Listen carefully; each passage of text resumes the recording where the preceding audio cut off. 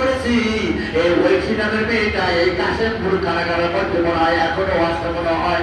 কারণ কি এই মেয়েটা নিজের হাত দিয়ে তার বাবা মাকে জবাই করে দিয়েছিল। দিয়েছিল কিনা?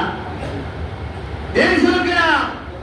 আরে বাবা, গত বছরের কয়েকদিন আগে আমি যে বগুড়া থেকে 500 একটি ছেলেটা দেখলেও মনে হবে না, কোনদিন মনে হয় না তার মাকে হত্যা করেছে, তারপর নিজের মাকে হত্যা করিয়া নাটক সাজাইছে। করছে কি করে নাই? কেন? কারণ তার এই হৃদয়ের মধ্যে যে একটা আত্মা আছে, ওই আত্মাটা মানুষের আত্মা হয় নাই, ওই আত্মাটা হয়ে গেছিল পশুর আত্মা। ওর মধ্যে কোনো মায়া, মহাব্বত, ভালোবাসা ওই হৃদয়ের মধ্যে নাই। যার কারণে এত বড় কাজ করতে সে কি হচ্ছে, সিদ্ধান্ত হচ্ছে নিজেই করেছে। তার এই এর মধ্যে কোনো মহাব্বত, ভালোবাসা নাই। মহাব্বত গেল কোথায়? ওই যে এলমের দিন না থাকার কারণে, সঠিক এলম না থাকার কারণে।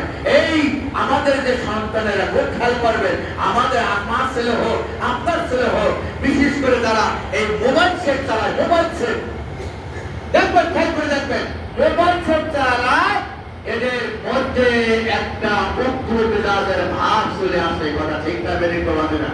ভালো কথা বললেও তারা নেয় না, ভালো কথা খাওয়ার সময় হয়েছে খায় না, কথা শোনে না।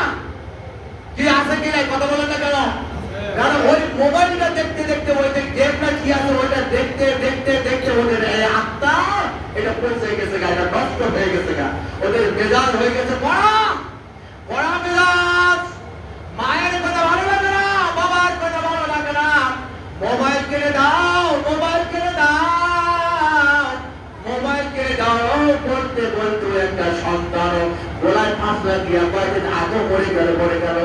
এই যে বেছুদের কথা, একটা সন্তানের মোবাইল চাই দেয় না, টাকা চাই দেয় না, মোবাইলের মধ্যে টাকা ঢোকাবে, টাকা দেয় না, এবার আত্মহত্যা করে সে দুনিয়া থেকে চলে গেল।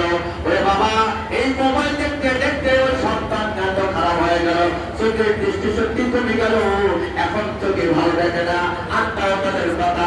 এই যে দেহটাও বেঁচে গেল, দেহের মধ্যে কোনো মায়া মমতা নাই, শরীরের মধ্যে রোগ কমে গেল। এই দুনিয়ার মানুষ মানে করে শোনে না, এই মোবাইল যদি একটা উপকার হয় 99টা ক্ষতি করে, 99টা ক্ষতি করে। বৈজ্ঞানিক কাছে যান, বৈজ্ঞানিকদের কাছে যান, ডাক্তারের কাছে যান, ভালো করে শুনে নেন।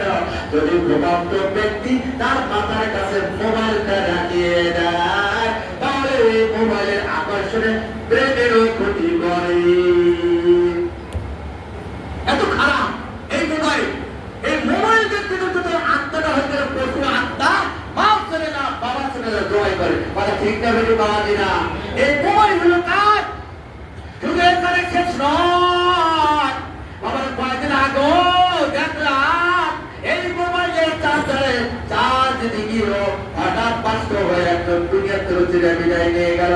মোবাইলের আপনার উপকার নয়, 99টা হলো ক্ষতি, একটা হলো উপকার। এক জায়গা থেকে আওয়াজটা আরেক জায়গায় পৌঁছানো যায়, এই ছাড়া মোবাইল আর কোনো কাজে লাগে না, ক্ষতিকর। অথচ আমরা এইটাই আমাদের গোলাপানের হাতে দিয়ে রাখলাম। আগে কয়েক সময় বললাম, আজকে বাচ্চা কান্দে, ঠান্ডা হয় কখন? মোবাইল হাতে দিলি তারপর সে কান্দা বন্ধ হয়ে যায়। আসলে এরকম বলা যায় না? মোবাইল যাও, মোবাইল দেখবে ভাত খাবে, মোবাইল দেখবে ভাত খাবে, আছে কি নাই বাবা দিনা? এটা যেখানে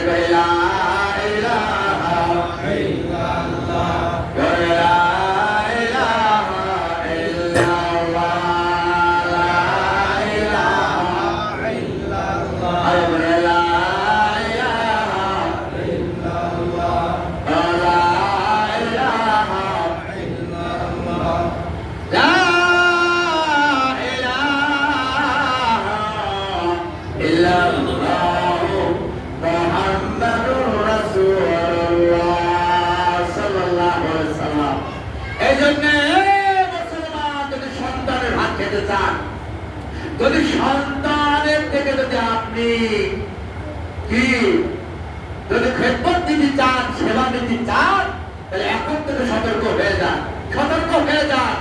ছেলে কোথায় যায় খোঁজ খবর নেন, ছেলে কি করে খোঁজ খবর নেন, কার সাথে ঘরে খোঁজ খবর নেন। এটা আপনার বাবা ছিল, আপনার দায়িত্ব কর্তব্য।